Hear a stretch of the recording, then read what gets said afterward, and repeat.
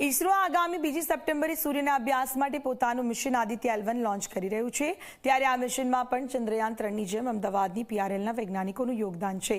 સૂર્યયાનનો જે ભાગ સૌથી પહેલા કામ કરવાની શરૂઆત કરશે તેને PRLમાં જ તૈયાર કરાયું છે। ત્યારે શું છે આ સમગ્ર મિશન અને તેમાં ઈસરોનું શું છે યોગદાન, આવો જોઈએ અહેવાલમાં।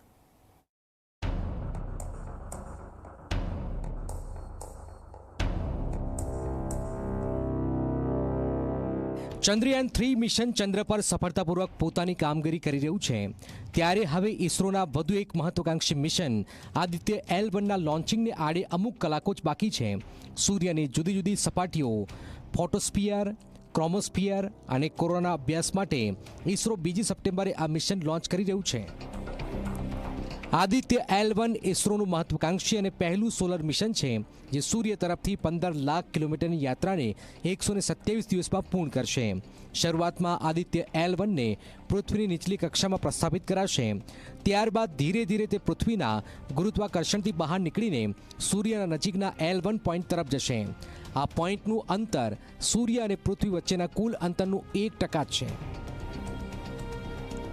સૂર્યયાન તરીકે ઓળખાતા આદિત્ય L1માં કુલ 7 પેલેટ છે, જેમાં સૌથી મહત્વપૂર્ણ પેલોડ વિઝિબલ લાઇન એમિનેશન કોરોનોગ્રાફ એટલે કે VELC છે, જે સૂર્યની હાઈ રિઝોલ્યુશન તસવીરો લેશે।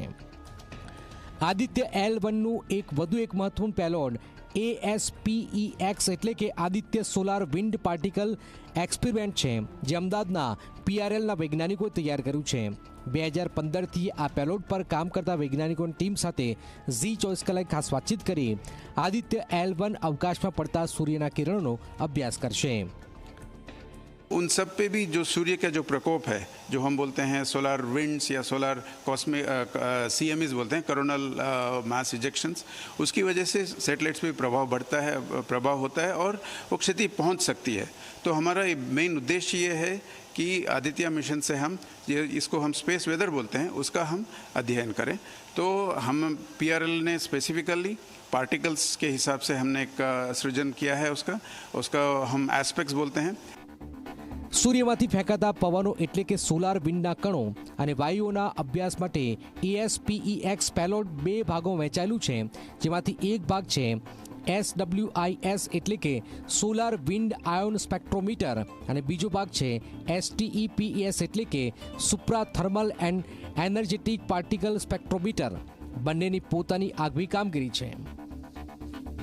स्विस पेलोड जो है वो जब आदित्य L1 स्पेसक्राफ्ट अपने जो उसका डेजिग्नेटेड ऑर्बिट है, जो कि एक हेलो ऑर्बिट है L1 पॉइंट के अबाउट, जब वहाँ चला जाएगा उसके बाद से ये स्विस इंस्ट्रूमेंट काम करना चालू करेगा। अब जहाँ तक स्विस इंस्ट्रूमेंट का बात है, उसमें 2 इस प्रकार के इंस्ट्रूमेंट हैं जिनको टॉपेट एनालाइजर्स बोलते हैं। इसका खासियत ये है कि इसमें आप पूरे 360 डिग्री से पार्टिकल्स को एनालाइज कर सकते हैं। सो पार्टिकल का डायरेक्शन किधर से भी आए वो इसके अंदर एनालाइज हो जाता है।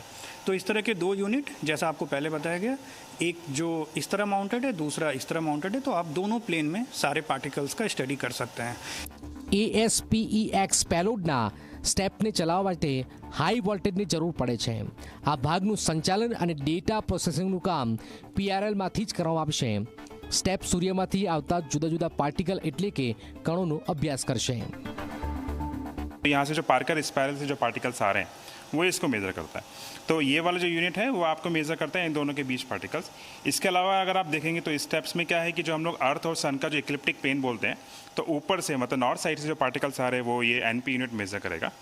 इसी तरीके से हम लोग L1 पॉइंट पे जाते हैं तो उसमें क्या होता है कि पार्टिकल्स हमारे सन के अलावा और भी अर्थ से भी आते हैं, जिसको हम लोग बोशॉक बोलते हैं।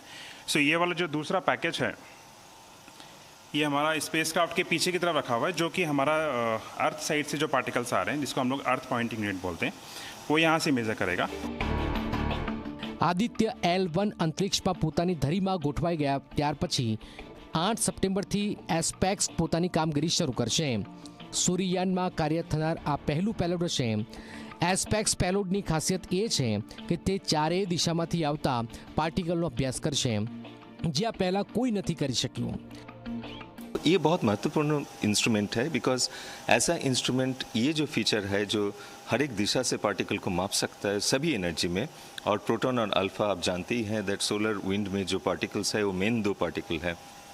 तो इसको हम अध्ययन करके इंडिया के इंटरनेशनली साइंस में एक प्रोग्रेस कर सकते हैं और इंडिया के जो साइंटिफिक कम्युनिटी जो अंतरिक्ष मौसम में काम कर रहे हैं उनके जो कंट्रीब्यूशन है इंटरनेशनल साइंस में उसको काफ़ी हद तक हम बढ़ाने में सक्षम हों।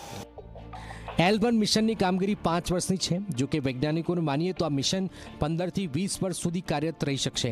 અગાઉ અમેરિકા, જર્મની, યુરોપિયન સ્પેસ એજન્સીએ સૂર્ય પર કુલ 22 મિશન મોકલ્યા છે. જો કે ચંદ્રયાન 3ની જેમ આદિત્ય L1 ઇસરોનો અનોખો પ્રોજેક્ટ છે જે સૂર્યના વણ ઉકેલાયા રહસ્યોને છતા કરશે.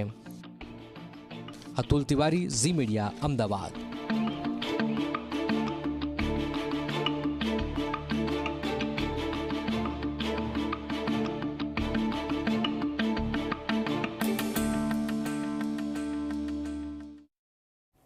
અમદાવાદના ઇસ્કોન બ્રિજ પર ફરી એકવાર અકસ્માતની ઘટના